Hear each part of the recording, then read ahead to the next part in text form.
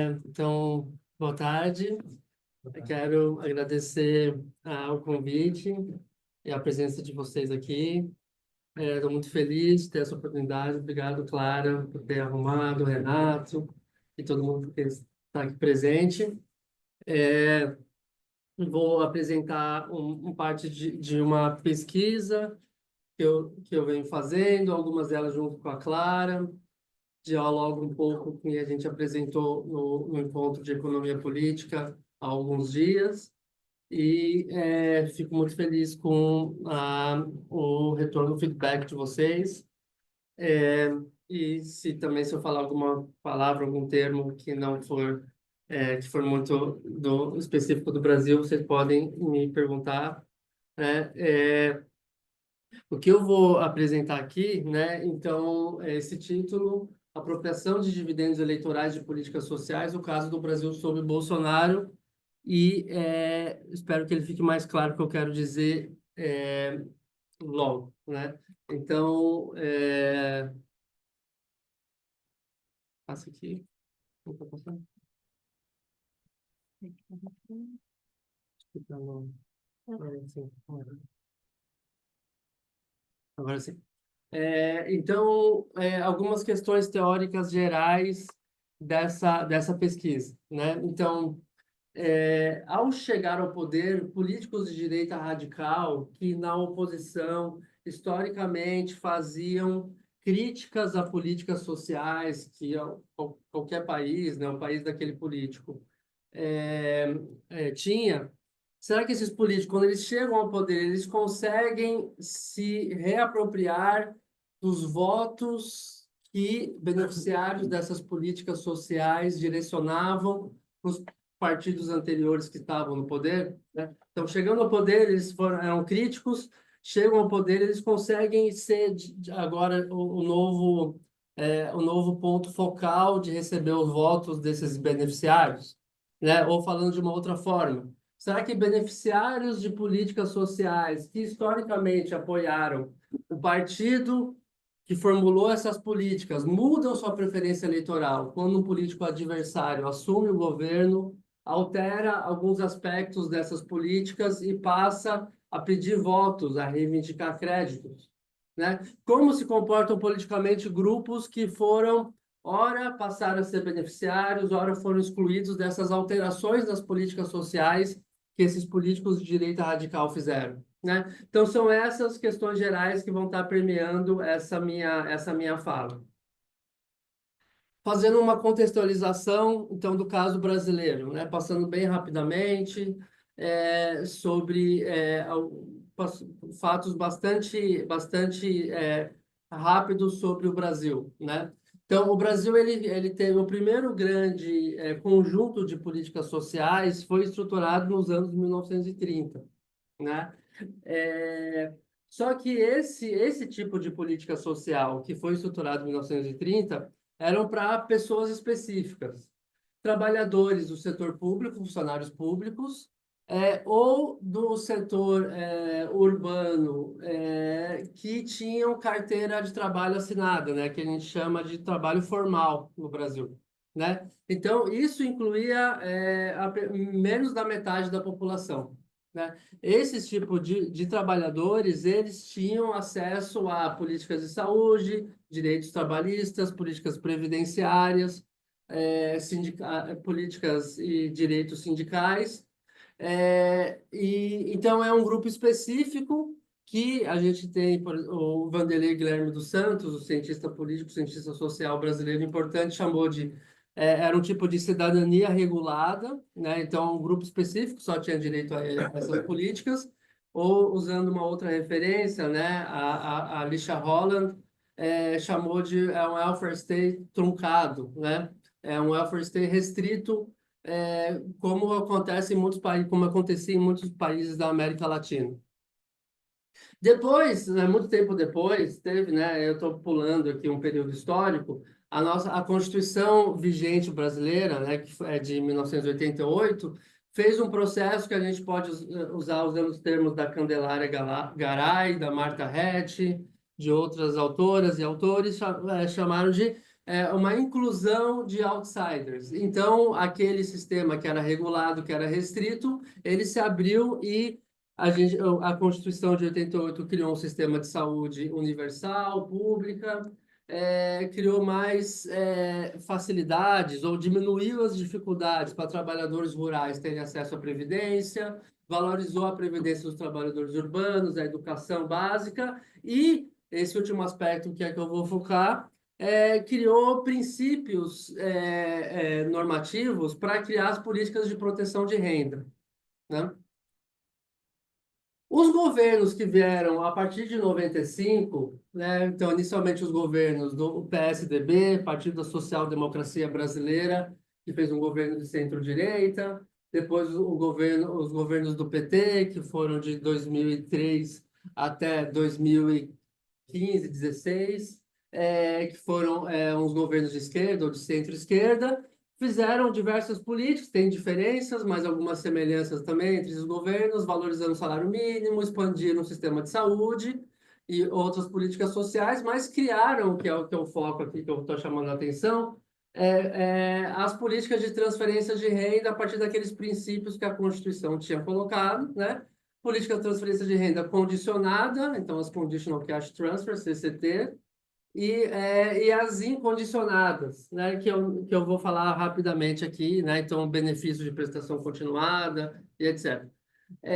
Chama atenção para nesse aspecto para essas duas datas, né? Então, em 2001, no governo do PSDB, foi criado o programa Bolsa Escola, que é uma política de transferência de renda condicionada, e foi criado também o Cadastro Único de Políticas Sociais, que é um sistema de informações da população que pode ser incluída nas políticas sociais. Em 2003, do primeiro governo do PT, do governo Lula, ele modificou alguns aspectos, transformou o Bolsa Escola em programa Bolsa Família, né? Então, depois isso foi expandido, se tornou um dos maiores programas de transferência de renda do mundo, né? Então, você tem esse arcabouço que foi sendo construído nos últimos anos no Brasil. Diversos estudos mostraram que o programa Bolsa Família ele trouxe votos para o PT na disputa presidencial em diversos anos, né? Então, pessoas que recebiam o programa Bolsa Família aumentava a chance dessas pessoas apoiarem os candidatos do PT para presidente, né? Um estudo importante mostra que isso ocorreu também, já tinha ocorrido antes, com o Bolsa Escola e o PSDB em 2002, né? Então, você tem evidências que mostram que essa política social, o programa de transferência de renda, trouxe votos para quem estava no governo, trouxe votos para o presidente. Eu publiquei um trabalho, né, em 2022, onde eu fui analisar essa disputa entre quem recebia os dividendos, os retornos de popularidade de votos dos programas de transferência de renda, se era o PT ou o PSDB. E eu argumentei que o PT teve, apesar de todos os partidos terem aprovado esses programas, os parlamentares, os políticos do PT, eles defenderam de forma mais entusiástica esse Conditional Cash Transfer, né? Mesmo quando eles estavam na oposição do PSDB, né? Então, eu fiz um argumento naquele texto de que o PT criou uma marca com relação a essas políticas, né? Ainda que o PSDB, como o slide anterior dizia, né? Ainda que o PSDB, que foi o primeiro que criou o Bolsa Escola, o PT, ele que pegou a bandeira, ele que construiu essa bandeira, né? Tá. E chegando para o caso agora dos últimos anos, né? Jair Bolsonaro, ele é um político da direita radical no Brasil e ele foi deputado durante 30 anos e ele foi um dos poucos políticos, uns poucos políticos que eram eleitos, que faziam um discurso explícito contra as políticas sociais, particularmente contra o Bolsa Família, né? Então, por exemplo, dando um exemplo só, tem uma votação do Fundo de Combate à Pobreza, que foi um fundo para financiar políticas sociais e que ajudou a financiar a Bolsa Escola, Bolsa Família. O único voto contrário no Congresso, nos deputados, foi o do Bolsonaro, né? Aqui um exemplo de uma fala que ele fez em 2010, né? Ele falou, né? Se eu der R$ 10 para alguém, eu vou ser acusado de comprar votos, né? Se eu for, eu vou estar comprando votos de eleitores. Agora, o governo federal, tanto do Partido dos Trabalhadores, do PT, quanto do anterior, o PSDB, fazia isso, só que dando Bolsa Família, né? Dava para 12 milhões de famílias, R$ 500 por mês, e já saía na frente com 30 milhões de votos. Então ele fala assim, ó, disputar eleições no cenário desse é desanimador, né? Compra de votos, né? Então ele está falando que essas políticas elas compravam os votos. Esse é um exemplo de um discurso que ele fez, e de novo ele era um dos poucos políticos com deputados que faziam discurso claramente contra as políticas de transferência de renda. Em 2018, ele se candidatou a presidente no Brasil, né? E acabou sendo eleito. E durante a campanha, ele moderou um pouco o discurso, né? Ele falou, ele fez diversos discursos falando assim, olha, eu não vou acabar com o Bolsa Família, eu vou manter, e além disso, eu vou criar uma 13ª parcela. Então, em dezembro, as pessoas vão receber 2 parcelas, né? E ele fez isso, de fato, no primeiro ano de mandato, em 2019, né? Naquela época, o valor do benefício, né, era R$ 190, que eu fiz aqui a conversão, dá mais ou menos 42 euros de hoje, né? Então, ele fez isso de fato, mas, ao mesmo tempo, algo que eu não vou aprofundar muito aqui, mas ele desfinanciava, desestruturava a política de assistência social maior que estava por base do Bolsa Família, né? Então, ele deu uma parcela a mais de benefício, mas desestruturava o arcabouço de política social, que já, na verdade, começava já desde 2015, né? Já há muito tempo. Tá. Em 2020, começou a pandemia chegou no Brasil, né? O ministro da Economia do Bolsonaro, Paulo Guedes, que é um Chicago boy, né? Neoliberal, ele falou assim, vamos, agora as pessoas não podem mais sair para trabalhar, vamos criar um auxílio emergencial para essas pessoas, só que ele tinha pensado um auxílio emergencial de valor muito pequeno, e com poucas pessoas tendo direito ao esse auxílio emergencial, né? A Câmara dos Deputados, partidos de centro-direita, de centro-esquerda, falaram assim, não, vamos nós formular aqui um auxílio emergencial, então sem condicionalidades, mais forte, com uma parcela mais generosa, com uma cobertura maior, e que no final o próprio Bolsonaro apoiou esse tipo de auxílio, né? Então, em 2020, no Brasil, a gente teve, né, o auxílio emergencial, com essa sigla, que tinha esse valor aqui em termos de hoje, em euros, né? Que vigorou de abril até dezembro de 2020, e tinham 3 grupos de pessoas que recebiam esse auxílio emergencial. Um grupo que anteriormente recebia o Bolsa Família, que foi transferido para o auxílio emergencial, a menos que a parcela que recebeu do Bolsa Família fosse maior do que do auxílio, né? Um grupo que estava cadastrado no Cadastro Único de Políticas Sociais, mas que não estava recebendo o Bolsa Família porque não era tão pobre, mas passou a receber o auxílio emergencial. E um terceiro grupo, que eram trabalhadores que trabalhavam na informalidade, né, mas que perderam renda na pandemia e não recebiam nenhum auxílio, sequer estavam cadastrados, tiveram direito a se cadastrar para receber o auxílio emergencial, né? Então, é auxílio emergencial, reforçando aqui um valor bem maior do que pagava o Bolsa Família naquele momento, né? Em 2021, a gente teve no Brasil uma segunda versão do auxílio emergencial, que teve um valor e uma cobertura menor do que vigorou em 2020. E no final de 2021, acabou o auxílio emergencial, a gente teve um retorno do Bolsa Família, né? E isso implicou em cortes no número de contemplados e no valor médio do benefício, porque ele voltou para aquele valor que estava lá em 2019, né? Desses 3 grupos aqui, só o primeiro que voltou a receber o seu benefício. Os outros 2 ficaram excluídos, né? Lá no final de 2021. Pois bem, em novembro de 2021, o Bolsonaro ele apresentou uma lei substituindo o Bolsa Família, criando um programa E daí ele formulou esse programa, o Programa Auxílio Brasil, né? Com características em parte semelhantes ao Bolsa Família, mas em outras criando novas modalidades de benefícios, valorizando o esforço individual. Então tinha toda uma ideia que era diferente, que era para valorizar, por exemplo, as crianças que iam bem nas provas, que iam bem em esportes, né? Mas, além disso, ele elevou o benefício mínimo para R$ 600, que em termos de euros dá 105 hoje, né? E aumentou a cobertura do Auxílio Brasil em julho de 2022, às vésperas da eleição que o Bolsonaro disputou com o Lula, que tinha formulado o Bolsa Família, né? Então, dado esse contexto, né, essas alterações nas políticas de renda trouxeram votos e popularidade para o Bolsonaro? Como se comportaram os diferentes subgrupos de beneficiários que receberam de forma permanente ou temporária os diferentes benefícios, Bolsa Família, Auxílio Emergencial e Auxílio Brasil, né? Então, para responder essas perguntas, ou na verdade, antes de falar, né, eu vou tentar não correr um pouquinho aqui no tempo, né?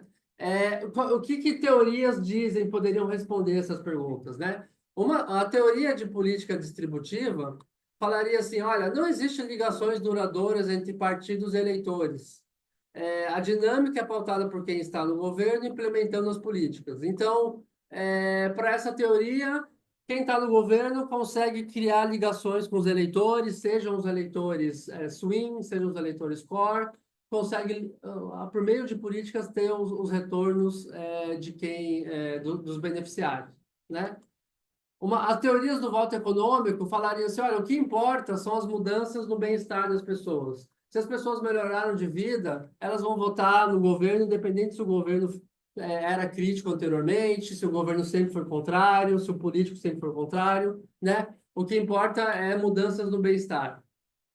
E a terceira teoria, são as teorias mais específicas sobre direita radical e welfare state, vai dizer assim, olha, a partir dos últimos anos, os políticos de direita radical deixaram de defender o Estado mínimo e começaram a defender políticas sociais para merecedores. Fazendo isso, eles vão ter o voto de certas parcelas da sociedade, né? Então, para essas correntes, Bolsonaro conseguiria ganhar dividendos eleitorais, né? Ele chegou no governo, ele mudou a política, mesmo ele ter sido contra no passado, era ele que estava implementando, aumentou o valor, então ele poderia ter os retornos eleitorais das pessoas beneficiárias dessas políticas. Aí, o argumento que eu vou fazer aqui depois os dados vão mostrar, o argumento que eu vou defender é que a relação entre partidos e políticas públicas, ela na verdade deve ser pensada como sendo construída no longo prazo, né? Então, mudanças no curto prazo, se elas não forem críveis, elas não vão gerar retornos eleitorais muito estáveis, né? Então, uso a literatura sobre a issue ownership ou a reivindicação de créditos, que são estratégias que políticos usam para, no longo prazo, construir vínculos com os beneficiários, né? Então, essa é uma teoria alternativa às teorias anteriores que eu mostrei e ela se aplica melhor aos resultados empíricos que eu vou mostrar a partir de agora, né? É, nessa análise, eu analisei cinco surveys, né? Sondagens eleitorais ou sondagens no período pré-eleitoral, né? Aqui são os institutos, mas elas são cinco pesquisas coletadas em diversos momentos no tempo, né? Que eu vou falar daqui a pouco. A variável dependente aqui que eu vou estar mostrando vai ser tanto perguntas sobre intenção de votos para 2022, quanto perguntas sobre avaliação do governo. Vou apresentar alguns dos resultados aqui, né? Todas essas, então eu fiz análise de regressão multinomial, né? Essas são as variáveis de controle que eu incluí. Eu não vou mostrar os resultados delas. Eu vou mostrar os resultados de efeitos marginais médios só dos beneficiários das políticas, né? Depois, quem quiser, a gente pode no debate falar um pouquinho mais sobre isso, né? Então, O primeiro momento, a primeira sondagem, né? Essa aqui foi feita em agosto de 2020, que foi no auge do auxílio emergencial, aquele benefício que incluiu uma população, metade da população brasileira recebeu esse benefício e um valor que era maior do que o Bolsa Família pagava até então, né? Aqui, o resultado a gente, né, vamos interpretar do seguinte: você tem aqui os três grupos de beneficiários, essas são pessoas que recebiam o Bolsa Família e que não foram para o auxílio emergencial, as pessoas que recebiam o auxílio emergencial que anteriormente não recebiam o Bolsa Família, e as pessoas que anteriormente recebiam o Bolsa Família e foram para o auxílio emergencial. Todos esses grupos estão em comparação com os não beneficiários, com as pessoas que não recebiam nenhuma política, né? E aqui eu estou avaliando o efeito desses três tipos com relação a avaliar o governo como ótimo, bom, regular ou ruim, péssimo, né? Aqui chamar atenção para algumas coisas, particularmente essa última parte aqui. As pessoas que eram do Bolsa Família e foram para o auxílio emergencial, passaram a receber auxílio emergencial, elas, olha, essa barra aqui, verde, né, é o ruim ou péssimo. Então, diminuiu a avaliação ruim e péssima dessas pessoas e aumentou, que é essa barra azul, ótimo e bom. Então, as pessoas começaram a avaliar bem o governo Bolsonaro, né? Pessoas que estavam recebendo auxílio emergencial, né? Esse grupo aqui também avalia ótimo e bom, né? Está acima da linha vermelha aqui, né? Então, você tem um grupo de beneficiários estavam avaliando bem o governo Bolsonaro. A princípio estava assim.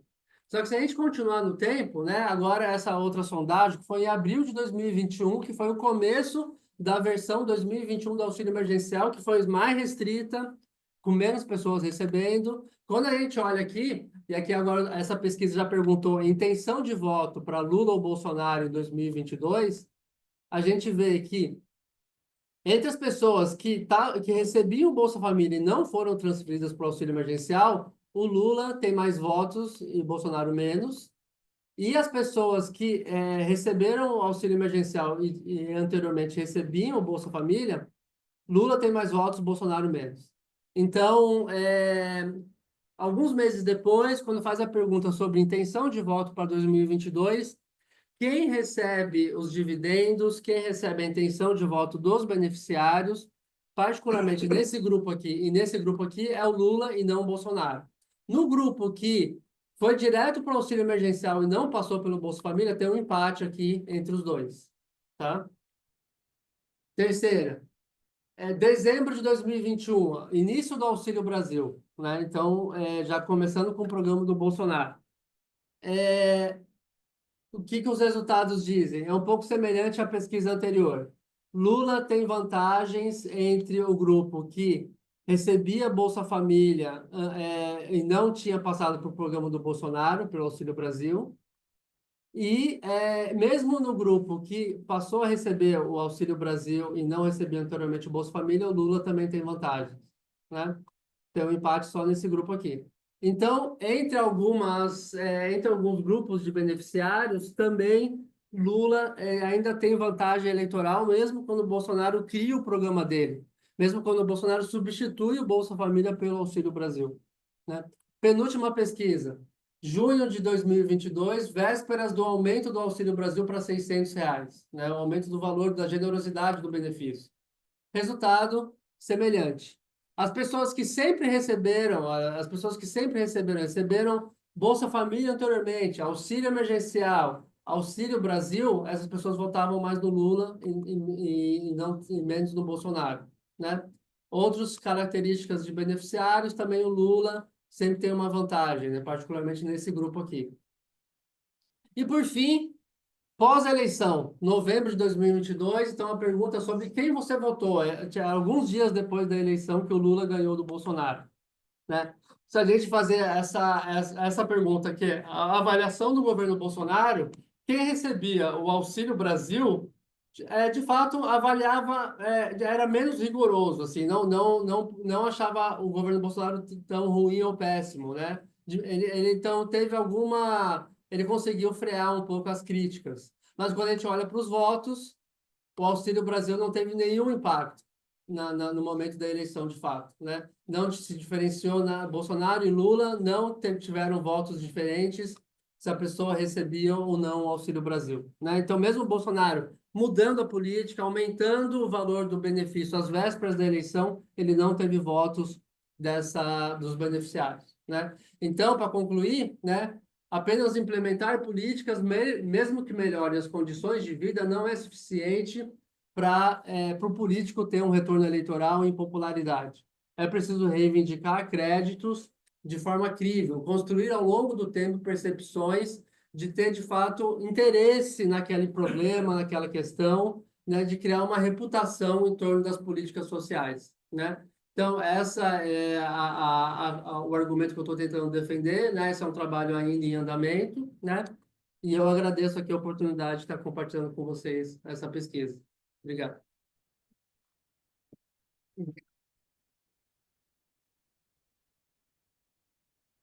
Pronto, e se calhar agora abrimos a discussão. Não sei se alguém lá em casa quer fazer alguma questão, também aqui na sala. Querem fazer alguma questão, comentário?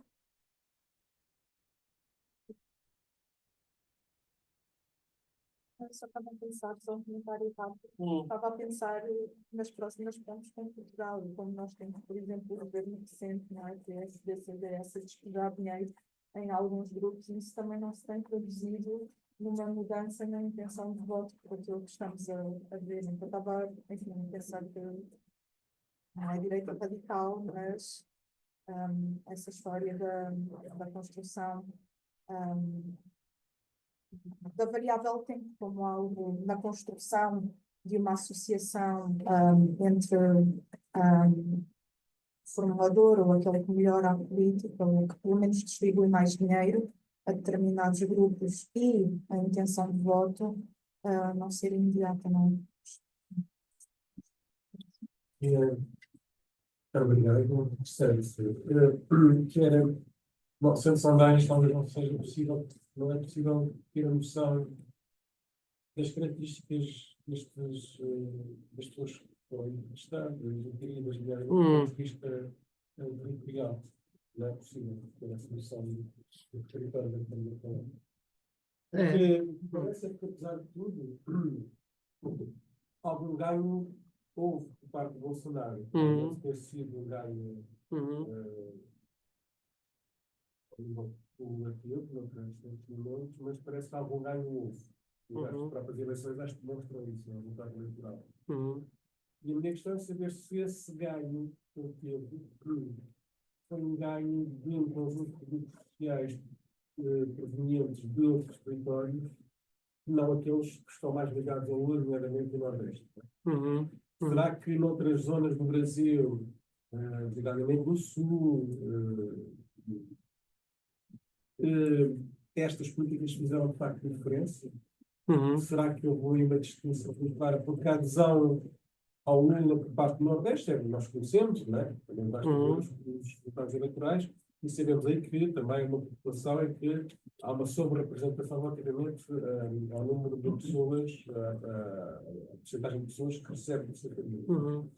A minha questão é saber se, de facto, apesar de, obviamente, esse retorno não ter sido o mesmo tipo de retorno do ponto de vista eleitoral que o europeu, acho que teve algum, e provavelmente teve por parte de populações que habitualmente não votavam nos candidatos por estes motivos, ou seja, pela questão da distribuição da renda.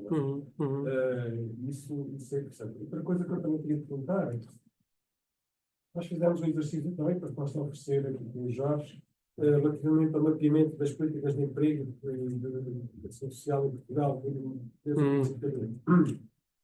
e nós identificamos aqui, utilizamos também uma coisa um pouco polaniana do movimento, não é? O movimento da CFR, ao movimento de proteção, ao movimento da CFR, por exemplo. E o que é interessante é que esses movimentos podem existir dentro dos mesmos ciclos políticos. E tu identificas ali, por exemplo, que a erosão nas políticas sociais já estava a acontecer desde 2015, portanto, governo Dilma. Isso é interessante, não é? Perceber que essa erosão também pode ter tido consequências depois de alguma perda de eleitorado por parte depois do Lula, do próprio PT. essa é outra questão. Já só agora uma terceira que tem a ver com se esse programa emergencial, era uma pergunta mais agora do ponto de vista da questão do welfare, não é? Uhum. Porque sinalizou muita gente que estava em situação informal. Não. Houve alguma política de tentar enquadrar essas pessoas Uhum. a seguir, não é? Porque elas foram sinalizadas a partir Uhum. do programa emergencial. Estavam completamente fora, não é? Uhum. Eram outsiders absolutos, digamos assim, não é? Sim. Completamente. Começam a entrar no radar das políticas públicas, não é? E se isso politicamente depois foi trabalhado no sentido de enquadrar essas pessoas mais em termos de terem alguns direitos e por aí dentro, ou seja, ficar um bocadinho mais insiders do que outsiders, isso Uhum. aconteceu, não aconteceu, não vai ser acontecer. Uhum. É isto. Sim. Obrigado, Renato. Muito boas suas perguntas. Vamos ver o que eu consigo responder. Sobre a sua pergunta sobre se nas pesquisas, nas sondagens, é possível saber o território. É, é possível saber o estado e a região do Brasil, é possível. E você faz um ponto muito, muito interessante mesmo, né? Porque pode ser que o Bolsonaro ele teve votos, né, de alguns beneficiários da região sul, mas não no Nordeste, né? É, isso é possível, de fato. O que eu fiz nesses resultados, a região está como controle, né? é, Ali na região de moradia. Mas, de fato, o que eu posso fazer é tentar ver se ser beneficiário, se o efeito de ser beneficiário é condicional à região de moradia, né? Então, faz um modelo de interação lá entre região e ser beneficiário. Que aí pode, eu acho que essa é uma hipótese bastante plausível, né? Pode ser que ele tenha retornos de beneficiários diferentes pela região que a pessoa mora, né? Então, isso é possível. E a outra coisa que eu poderia dizer, que eu tenho uma outra investigação que eu também estou fazendo com outras pessoas, que nós estamos analisando aí os votos, mas agora olhando os dados agregados por município, não pesquisas de opinião, né, por município. E daí, nesses casos, a gente consegue ver que teve mais retorno eleitoral quando a gente olha por município do que quando a gente olha para pesquisa de opinião. Então, provavelmente, teve um efeito de difusão territorial, assim, né? A pessoa que recebeu o benefício, ela talvez não votou mais no Bolsonaro, mas o consumo que ela fez nos mercadinhos locais, isso aqueceu a economia e isso pode ter beneficiado o incumbente, né, que era o Bolsonaro. Então, a gente está analisando essa diferença de efeito quando a gente olha para indivíduo e quando a gente olha para território, né, então isso é possível, né? Quando a gente olha para indivíduo, o efeito foi pequeno, ou às vezes até não teve efeito, e quando a gente olha para território, pode ser que tenha tido efeito, né? É,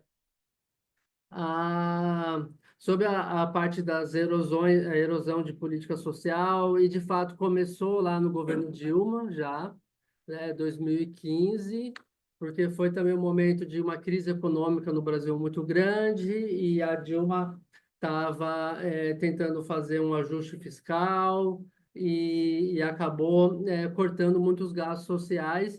Eu acho que isso, em parte, ajuda a entender, né? Talvez aqui é uma especulação, né? Ajuda a entender um pouco de ter, do Partido dos Trabalhadores, do PT, ter perdido um pouco da força entre alguns setores mais pobres, assim, né?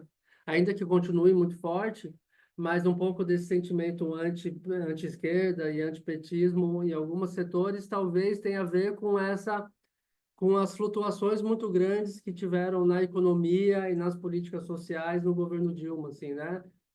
De um período que tinha bastante gasto para um período que depois foi cortado de forma abrupta, né? Talvez isso ajude a entender um pouco dos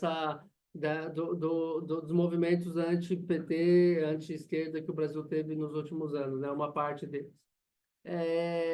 E por fim, né, sua pergunta também bastante interessante, esse grupo que eram outsiders em absoluto, né? no Brasil, quando teve o auxílio emergencial 2020, ganhou força uma discussão de uma renda básica universal, né? Então, alguns deputados apresentaram leis, e o próprio foi aprovada uma mudança na Constituição garantindo como um direito básico uma renda mínima, mas isso ficou só nos princípios, assim. A gente se esperava, eu mesmo esperava que tivesse algum avanço nisso, mas isso não foi, não se avançou. O que teve de mudança foi que, como o auxílio emergencial, ele criou esse patamar que era R$ 600, né, no Brasil, lá, que é 127 euros, né? Ele criou esse valor e o Bolsa Família anteriormente pagava 42 euros, né? Então subiu de 42 para 127, né? Esse valor de R$ 600, 127 euros, ele ficou como um valor base, assim. Quando o Lula ganha a eleição e volta e retorna ao governo em 2023, ele manda uma lei para voltar com o Bolsa Família, né, acabar com o Auxílio Brasil, voltar com o Bolsa Família, mas com um valor de R$ 600, né? Então acabou criando um paradigma de política social, assim, que elevou o valor do benefício, né? Então, o Bolsonaro teve esse efeito não previsível, né? Foi um governo de direita, radical, neoliberal, mas aumentou o valor do Bolsa Família e o Lula assumiu isso, né? Então, isso aconteceu, mas esse grupo de trabalhadores informais continua sem ter acesso, né? Continua, isso acabou não sendo mobilizado. Talvez hoje, né? Na verdade, o que eu poderia dizer é que talvez hoje esse grupo de eleitores eles apoiam mais políticos outsiders, políticos que fazem um discurso de temos que fazer uma economia mais sem regulamentações, né? Temos que não queremos mais direitos trabalhistas que vão aumentar impostos. Talvez esse grupo, esse terceiro grupo aí, né? Mas em termos de... Então, foi até o contrário da inclusão deles, né, nos direitos sociais. Foi talvez o que eu diria de consequências aí para esse grupo.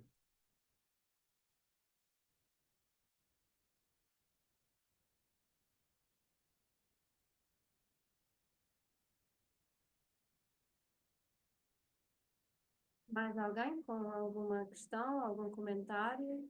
Eu, agora, tomo uma nota breve, retomando que esta questão, que eu acho muito bom de analisar e eventualmente ir mais fundo, que é a questão dos trabalhadores informais e, portanto, estas variações que possam ocorrer em função da condição perante o trabalho, formal e informal.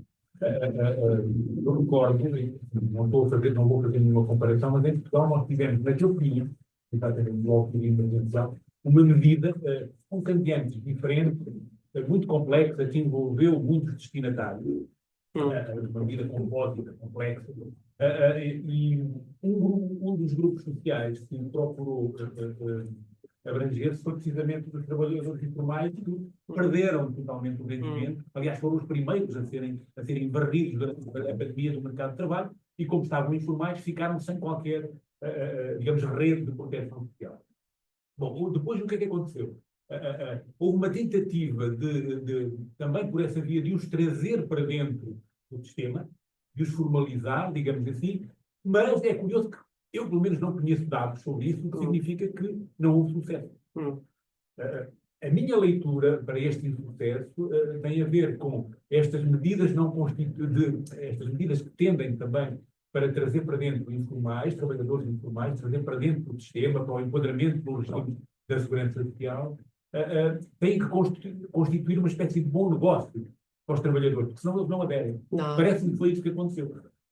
No caso, acho que é bem semelhante no Brasil, né?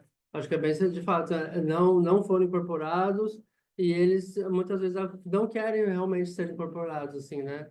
querem ficar na informalidade. Por exemplo, um caso lá no Brasil é o caso de motoristas de aplicativo, Uber, né? O governo Lula tentou criar formalização para esses trabalhadores, mas eles não querem, querem continuar sendo informais, porque acham que daí vai aumentar os custos do empregador e vai diminuir os benefícios deles, né? Os rendimentos deles. Então, tem essa é uma questão que acho que no Brasil a eleição vai ser muito definida por esse grupo aqui, né? Porque os grupos a classe média, os mais ricos, vão votar contra o Lula, a classe baixa a favor, e esse grupo aqui que vai decidir. E de fato, e eles tenderam, né, nesse período aí, a ser um pouquinho mais Bolsonaro do que os outros, né, beneficiários. É, e, e, de fato, é algo muito interessante. Muito obrigado, Jorge. Hum, Não sei se é mais pergunta do que hum, que é relativamente ao futuro. Ou seja, hum. agora especulando um bocadinho, claro. Que é, por um lado, sabendo disto, o que é que o Lula tem feito? Na verdade, tu disseste que estava previsto uma espécie de rendimento mínimo. É, Da ideia que o Lula não levou isso para a frente. O Lula, quer dizer, uhum, não sei se ou tentou levar, e não sei como é que se é, porque o Congresso é muito complicado. uhum. Mas sabendo isso, o que é que, sabendo também que há uma ilusão do eleitorado do partido do PT, Uhum, isso viu-se das municipais, não é? uhum. Se o Lula de facto tem, se percebendo disso, tem, o que é que ele tem feito diferente? Se não, a Bolsa de Família se mantém o mesmo, se alargou mais, se calibrou a política. Sim, pois é, isso é uma discussão importante, né? Assim, do Bolsa Família mesmo, o que ele fez foi aquilo que eu disse, que ele manteve o patamar mínimo de 600, de um valor maior do que era nos governos do PT anteriores, né? R$ 600, criou alguns outros benefícios para primeira infância, coisas assim, né? É, Aí agora o que ele está talvez fazendo seria auxílios para estudantes, para manter as crianças até as vésperas de entrar na universidade, para aumentar, né, as matrículas, para manter as matrículas nesse sentido. Muito o que ele fez foi retomar as políticas que Bolsonaro tinha acabado, também com relação às moradias. É, mas uma das críticas que se diz ao governo Lula agora é que ele está retomando coisas, mas não está criando nada novo, porque não tem uma marca nova, né? É, ele tenta criar algumas marcas, mas realmente não é tão forte assim. Mas eu acho que a gente tem um fenômeno no Brasil, que talvez em outros países também isso ocorre, que é o desemprego no Brasil está no patamar mais baixo nos últimos 10, 15 anos, né? A economia está crescendo a taxas de 3,5%, 3%, mas a aprovação do governo não está alta, né? Então, semelhante ao governo Biden, assim, também, né? Não se sabe direito o que está acontecendo, né? Tem um aspecto específico, assim, a inflação não está tão alta, mas a inflação dos alimentos está alta, então, né? Então, isso impacta os mais pobres. Mas, mesmo assim, a gente não consegue entender ainda por que que a avaliação positiva não tá maior, né? Dadas essas condições econômicas. É difícil saber. As pesquisas mostram que beneficiários do Bolsa Família ainda continuam apoiando mais o Lula, né? É, mas esse grupo aqui, esse terceiro grupo, de fato, é difícil saber como que ele vai se comportar, né? Ainda que, né, uma coisa é a pesquisa de avaliação de governo, outra coisa é a pesquisa do votos, né? Às vezes o governo não está muito bem avaliado, mas chega lá na eleição, o eleitor tem que decidir, vou votar no Lula ou em outra fulano, né? Às vezes não gosto tanto do Lula, mas o outro é pior, né? Então tem isso também, né? Até agora a gente não tem um candidato alternativo muito forte, assim, né? O Bolsonaro, ele está impedido de disputar a eleição, né? É, então acho que é um pouco isso. Estás a partir do pressuposto que o Lula vai se candidatar. Isso próprio não iria, né? Tem isso também. Tem as condições de saúde dele agora, a gente está preocupado, né? Porque ele está ficando, né? É, e também ele não tem um sucessor muito claro, né? Mas eu acho que assim, a menos que que ele esteja muito ruim de saúde, eu acho que ele vai se candidatar, assim, né? É, mas é um pouco isso. Já agora, Hum, obrigado pela apresentação. Nós chamamos a atenção para essa variável do território que está presente como variável de controle. Identifiquei também lá que uma das variáveis de controle é a variável de religião. sim. E que nesse universo investigado é um elemento extremamente Importante. importante. Conta do fato de que, não só pelas dinâmicas contemporâneas recentemente no Brasil, transferência da, do, do, da ligação direta do catolicismo para o neopentecostalismo, né? E que é muito forte nesse público mais vulnerável e muitos deles que são beneficiados por programas sociais. Uma coisa que eu fiquei pensando era se já deve ter estudos no Brasil, com certeza, sobre essa relação entre religião e voto, não. Mas eu nunca vi um modelo que interagia essa religião por crédito religioso com ser beneficiário ou não dos sistemas e como que isso tem algum efeito, por exemplo. Em que medida, talvez, ter pertencer a um daqueles perfis pode moderar a relação de identificação com um candidato ou candidato, talvez. Eu acho que isso poderia ser talvez explorado no sentido de que eu não sei como é que está hoje no Brasil, mas eu acho que havia em 2019, quando eu me lembro de alguns dados que mostravam que havia uma maioria brasileira ligada a religiões protestantes, eu acho. Pelo menos no Rio de Janeiro, que era uma coisa que me surpreendia. Historicamente, era muito mais ligado ao catolicismo e também às religiões matrizadas brasileiras. Naquela altura, a maioria das pessoas que viviam, por exemplo, nas regiões de favelas, tinham aderido a religiões como a Assembleia de Deus, a igreja, né? A Assembleia de Deus.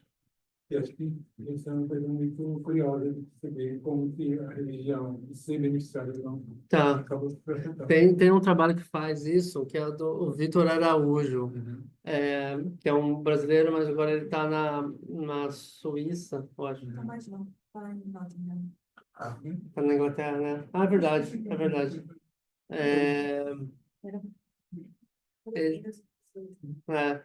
ele, ele argumenta então, ele argumenta que a variável religião é a mais importante para entender o voto, e ele fala que ser protestante diminui o efeito pró-PT de receber o Bolsa Família. Então, ele faz a interação entre religião, é exatamente o que você falou, entre religião e receber o Bolsa Família, e pelo menos em alguns anos, né, os resultados que ele mostra, em alguns anos, o efeito positivo no voto do PT, do beneficiário do Bolsa Família, ele é menor se a pessoa é evangélica, né? Então ele diz que isso é como se a pauta moral fosse, né, um pouco o Gessé Souza também, né? Se a pauta moral fosse um pouco mais importante do que a pauta econômica, né? Ele Isso é curioso porque no governo atual, eu me lembro quando houve alguma tentativa de falar sobre organizações que naturalmente são capturadas pela discussão mais moralista, como, por exemplo, a questão dos direitos das mulheres, aborto, etc. O governo, às vezes, não sabe muito bem lidar com em que medida devia seguir, forçar e tentar aprovar as coisas ou tentar agradar o eleitorado, ser mais conservador. Porque, de fato, como tem contato com ele, e eu não sei até que ponto que o PT, com o passar do tempo, e o governo Lula agora, tem conseguido penetrar nesse universo, né? Um universo muito difícil. Pois sempre fica... Acho que os evangélicos, eles ainda não são maioria, né? Eles são 30%, assim, mais ou menos, da população brasileira, mas foi um crescimento muito rápido, né? E é um eleitorado, de fato, mais coeso do que o católico, né? Então, fica nessa essa dificuldade mesmo, até que ponto você vai avançar em pautas eh, que podem desagradar esse grupo, né? Mas eu sei, eu acho que talvez foi assim, acho que a questão moral ela não pode também ser dissociada assim de outras questões, por exemplo, eu acho que anteriormente os evangélicos não tinham aversão ao PT e até votavam, né, no PT. Eu acho que isso pode ser explicado pela crise do governo Dilma, pela Lava Jato. Isso criou uma imagem de que o PT é um partido sempre corrupto. Eu acho que pós esse contexto que isso criou, que criou essa imagem, que daí a pauta moral ela vem reforçar só, né? É, acho que é um pouco, e acho que até alguns dados do Vitor, alguns resultados mostram um pouco isso, assim, né? Não é para todas as eleições que tem os efeitos negativos. Acho que é um pouco isso. Obrigado. Acho que temos que encerrar, não é? Tá. Também, é verdade. Então, em casa não há questões? Não parece. Ok. Então agradeço a presença de todos aqui na sala, mas também em casa, que tivemos uma audiência ainda bem composta. Portanto, nós gravámos esta sessão, vai ser disponibilizado no YouTube do SIES e depois também avisaremos todos os intervenientes para que possam revisitar esta sessão. Obrigada a todos, então. Obrigado. Muito obrigado.